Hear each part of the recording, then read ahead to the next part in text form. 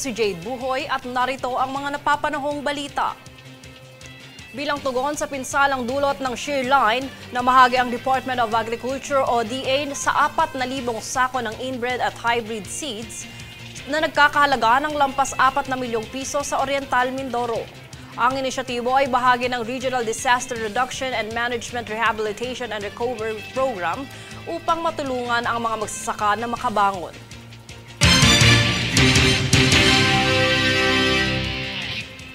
Sa isang makabuluhang seremonya sa pangunguna ng Bureau of Corrections o BUCOR, formal na tinanggap ng Leyte Regional Prison ang 1,000 cacao planting materials mula sa Provincial Agricultural and Fishery Council. Ang aktibidad ay bahagi ng layuning mapabuti ang produktibidad ng agrikultura at magbigay ng kabuhayan sa loob ng piitan. Samantala, pinirmahan din ng isang Memorandum of Agreement upang formal na ipahayag ang tungkulin ng bawat panig.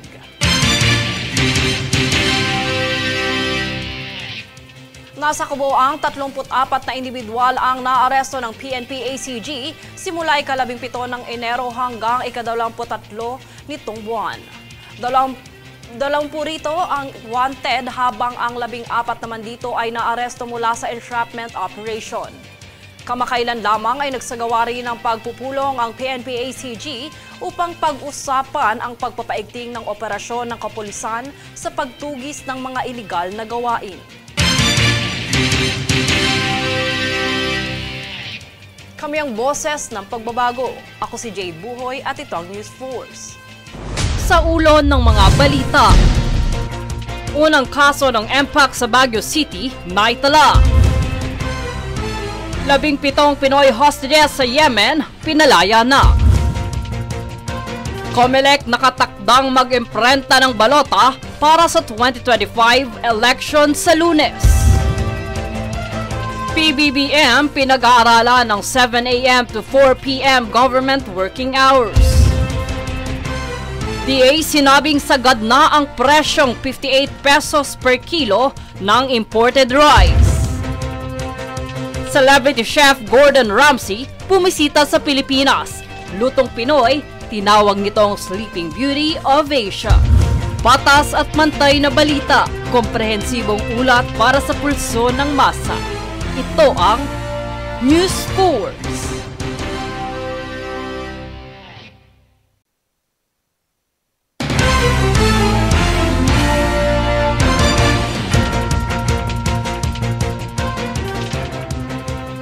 Ako si Jade Buhoy at narito ang mga napapanahong balita.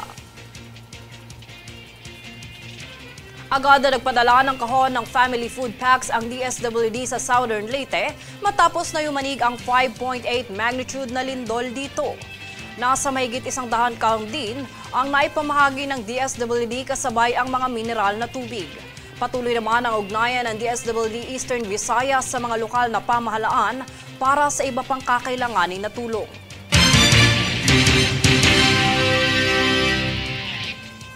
Sa patuloy na kampanya ng gobyerno para sa kalusugan ng publiko at pagsunod sa batas, matagumpay na pinuksan ng BOC sa Cavite ang higit 159,000 piraso ng vape na nagkakahalaga ng lampas 34 na milyong piso. Ang nasabing produkto ay kinumpiska dahil sa paglabag sa Republic Act No. 11900 at iba pang regulasyon.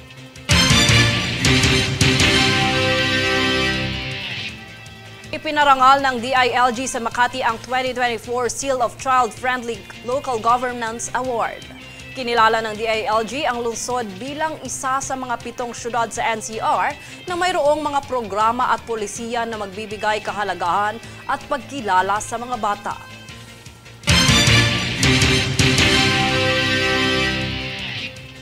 Kami ang boses ng pagbabago. Ako si Jade Buhoy at ito ang News Force.